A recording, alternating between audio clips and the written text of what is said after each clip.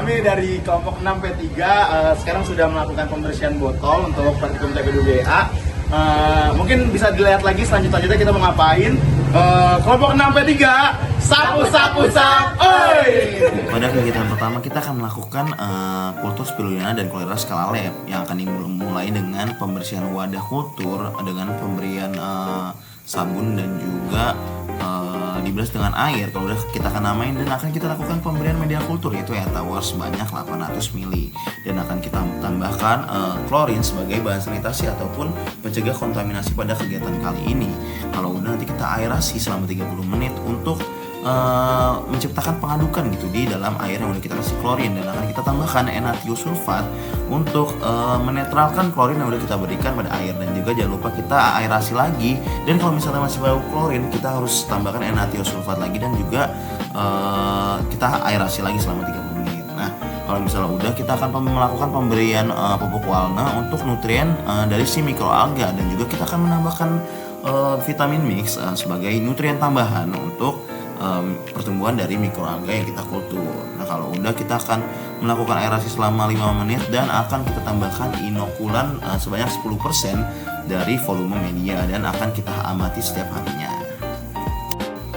Untuk kegiatan selanjutnya itu kita kultur spirulina dan juga chlorella, namun sekarang itu skalanya intermediate gitu, jadi lebih banyak lagi gitu. Sebenarnya kalau dari perlakuan, metode ataupun lain sebagainya itu sebenarnya sama aja.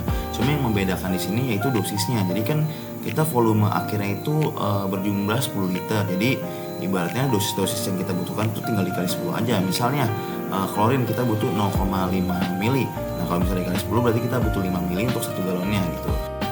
Mungkin untuk pengkayaan aja, jadi kayak pupuk walna itu mengandung banyak makronutrien kayak misalnya nitrogen, fosfor, boron, mangan dan lain sebagainya itu untuk pertumbuhan mikroalga. Dan kalau misalnya vitamin di situ berisi kandungan vitamin B1 kayak tiamin ataupun vitamin B7 yaitu biotin. Sebenarnya ada banyak lagi, cuma salah satu contohnya itu. Nah, dari tadi kita udah ngebahas tentang kulturnya. Nah, sekarang kita akan bahas pengamatannya. Kira-kira pengamatannya kayak gimana sih? Nah, yang pertama kita akan mulai mengambil dulu sampelnya dan akan kita amati lewat mikroskop. Kalau misalnya spirulina kita biasanya mengamati dari bentuknya, warnanya ataupun lain sebagainya gitu. Kalau misalnya chlorella baru kita akan menghitung jumlahnya gitu dengan menggunakan hemasitometer dan akan kita lakukan perhitungan dengan metode kiri atas atau kanan bawah ataupun sebagainya itu bebas tergantung kita mau milih yang mana. Kalau tadi kita udah ngebahas nih tentang kultur mikroalga kayak spirulina dan juga chlorella, dan sekarang kita akan beralih ke makroalga yaitu Ulva lactuca. Nah, di awal kita akan menyiapkan toples plastik berukuran 2 liter yang sudah bersih gitu. Nah, nanti akan kita isi air laut sebanyak 1,5 liter yang bersalinitas 30 ppt. Nanti setelah itu akan kita ukur salinitasnya nih udah 30 ppt atau belum. Kalau misalnya salinitasnya kurang dari 30 ppt, maka akan ditambah garam dengan cara menghitung selisih salinitas awal ke target ataupun ke 30 ppt dan akan dikali volumenya. Nah, kalau misalnya salinitasnya kelebihan, bisa diberikan air tawar dengan menggunakan rumus pengenceran yaitu M1 kali V1 sama dengan M2 kali V2. Nah, setelah itu kita akan tambahkan pupuk PES sebagai nutrien untuk Ulva lactuca. Dan kalau misalnya udah dikasih nutrien, kita akan berikan 10 gram ulva yang sudah diukur gitu, panjang serta bobotnya. Dan kalau misalnya udah kita akan tambahkan aerasi yang tidak perlu terlalu kencang, karena kalau misalnya terlalu kencang bisa merusak struktur dari si ulvanya.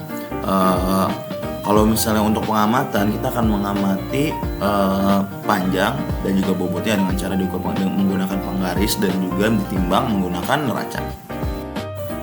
Nah, untuk kegiatan selanjutnya kita akan melakukan dekapsulasi artemia. Nah, dekapsulasi itu merupakan proses pengikisan cangkang artem yang tujuan utamanya untuk mempercepat penetasan dari artemia kita kultur. Nah, tahap awal kita akan merendam dulu nih di air tawar selama 1 jam dan akan disaring menggunakan seser. Kalau misalnya udah disaring, kita akan rendam kembali di larutan hipoklorit selama 1 menit dan akan diaduk. Nah, larutan hipoklorit sendiri merupakan larutan yang terbuat dari campuran bakelin, NaOH dan juga air laut. Nah kalau misalnya udah jadi larutan, kita harus pastikan suhunya itu dingin gitu, nggak panas, karena kalau misalnya larutan hipoklorit baru dibuat itu akan menghasilkan suhu yang panas. Nah kalau misalnya larutan udah dingin baru bisa kita gunakan. Oke, setelah kita lakukan perendaman hipoklorit, maka akan kita saring kembali dengan menggunakan seser dan akan kita bilas dengan N-athiosulfat untuk menghilangkan klorin yang ada di ciste artem tersebut. Nah, kalau misalnya udah, kita akan bilas lagi menggunakan air tawar untuk menghilangkan N-athiosulfat yang ada di ciste yang udah tadi kita bilas dengan N-athiosulfat.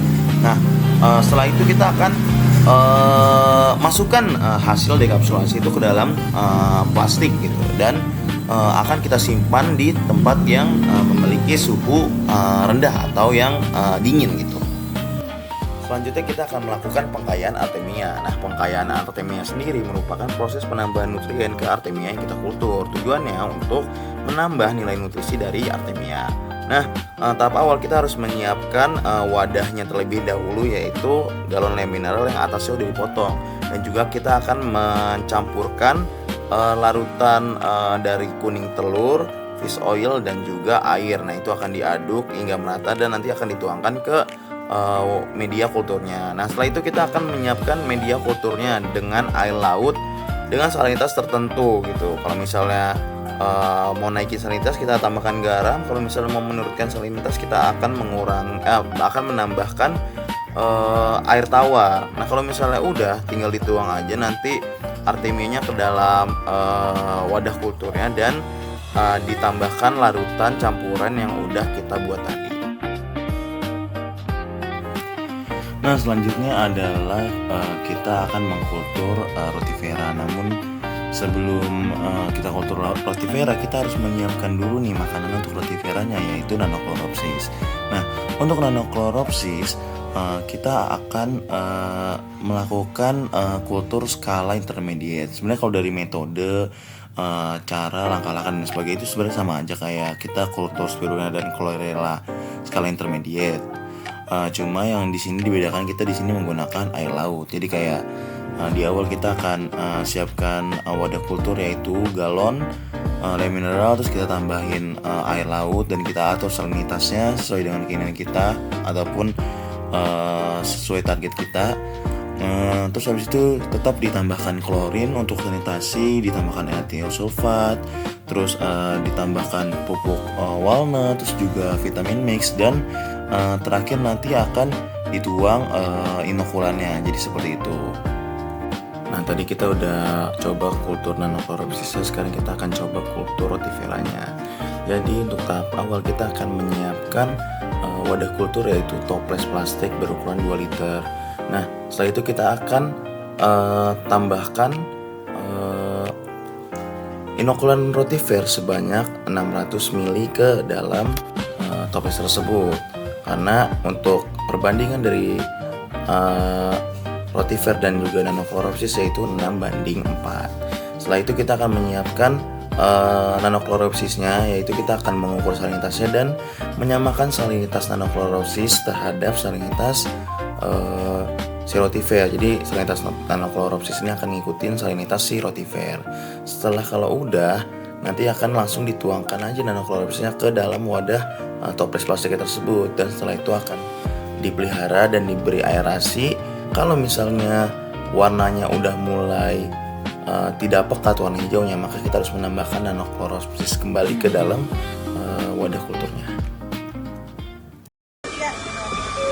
Halo guys, jadi hari ini itu udah hari terakhir kita melakukan praktikum TP2BA. Hari ini kita melakukan pembersihan wadah dari wadah chlorella, wadah rotifer dan lain sebagainya. Oke, mungkin sampai bertemu di uprak nanti. Oke, dadah.